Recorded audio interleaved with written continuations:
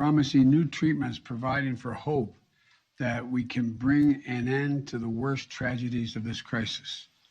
Record job growth, the strongest recovery in the world, and most of all, the chance to be together again with the people we love on Thanksgiving. As you gather together with your family this Thanksgiving, I want you to know how grateful I am to serve as your president. And I promised you that I'll never stop working to address your family's needs. And together we're going to confront challenges that we face them, are going to face them honestly. And that we'll keep building this economy around hardworking folks who built this country. Happy Thanksgiving, God bless you, and may God protect our troops. And I'm heading to a food kitchen to serve meals right now. Thank you for your time and effort. And I'll have plenty of time to talk to you later. Thank you. Through the supply chain, there's a lot of innovation. Because of the actions we've taken, things have begun to change. End of quote. In the past 3 weeks, the number of containers sitting on docks blocking movement are down by 33%. Shipping prices are down 25%. More goods are moving more quickly and more cheaply out of our ports, onto your doorsteps and on the store shelves. And so all these concerns a few weeks ago, there'd not be ample food available for Thanksgiving. So many people talked about that, understandably. But families can rest easy. Grocery stores are well stocked with turkey and everything else you need for Thanksgiving. And the major retailers I mentioned have confirmed that their shelves will be well stocked in stores this holiday season. And that's good news for those moms and dads who are worried about whether the Christmas gifts will be available. It goes for everything from bicycles to ice skates.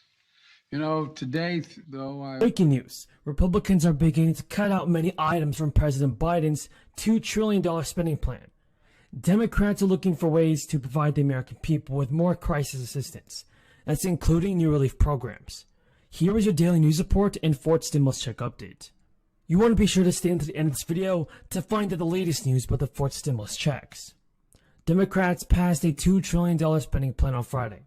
This advanced a key part of Biden's agenda, but it sets up a showdown in the 50-50 Senate, where the centrist Democratic senators like Manchin and Kyrsten Sinema are influential swing votes who haven't yet given approval to the House bill. But the Senate Democrats want to pass it by Christmas. Now here are the provisions that could fall out of the House bill in the next few weeks. First is the 4 weeks of paid parental and medical leave. That's a key part of the House bill, and would set up 4 weeks of paid leave for new parents to take care of a newborn child, along with sick leave starting in 2024. But the U.S. is currently an outlier as the only wealthy nation without any national paid leave program for its citizens. The program faces strong resistance from Manchin. He's argued that it could grow the national debt and a deal could be struck with Republicans on an alternate version instead. The West Virginia Democrat told Insider that he backs a payroll tax on workers and employers instead of making it federally funded. Now, a group of House Democrats also want to raise the total amount of state and local taxes that people can shave off their federal taxes to $80,000 from $10,000. The program would run 2030 and expire soon afterward. Like Bernie Sanders are still bulking since it largely benefits wealthier Americans in high-tax states like New York and California. That's handing them a hefty tax break instead of a tax hike. Bernie Sanders is negotiating an alternate plan with an eye towards establishing income thresholds. Manchin has not publicly commented on a SALT deduction, but a past vote may offer a clue to his approach. He was the lone Democrat who backed the GOP proposal to establish the cap in late 2017. Plus, another provision is at risk of falling out of the Democratic plan. That's a $35 monthly cap on insulin. But Senate Majority Leader Chuck Schumer suggested that the Senate parliamentarian could advise Democrats to drop it from the bill if it does not comply with strict budgetary rules. Sanders is also the leading Democrat spearheading a push for an expansion of Medicare, so it would provide dental, vision, and hearing benefits. Schumer backs it as well, but it faces a roadblock from Manchin, who argues that enlarging Medicare could further burden its finances and render it insolvent within years. But everybody, the previous round of stimulus payments were sent out to families in the order of $1,200, $600, and $1,400. The last one being part of the American Rescue Plan signed by Biden. And the government is now sending families $300 each. The payments are happening now until 2022. That means a family with one child under 6 years old will have received $1,800 by the time the advance payments end in December. The credit benefits low and moderate income families. Earlier legislation increased its value by nearly 3 times and raised the income limit on the credit to $21,000. Everyone, thank you again for your support. If you have any more questions about the fourth stimulus check, be sure to leave them in the comments. But recognizing the momentous weight of history that rested on his shoulders. And Chris, I came up with the same sentence from your book. Someday, he wrote, will be recognized as a great landmark in the struggle of mankind for peace. Never before has such a record been written, and men will read it for 1,000 years in amazement and wonder how it ever happened. When President Clinton spoke at this first dedication, he ended on a pointed reminder. He said, and I quote, "The road to tyranny, we must never forget, begins with the destruction of truth."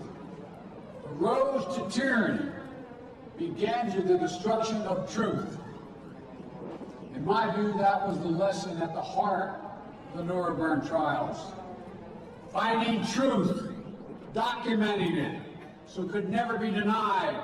In court, Tom Dodd built a case fact by fact, using the Nazis' own meticulous records of crimes and shocking human evidence to pin down Nazi leaders who tried to deny their complicity and feign ignorance.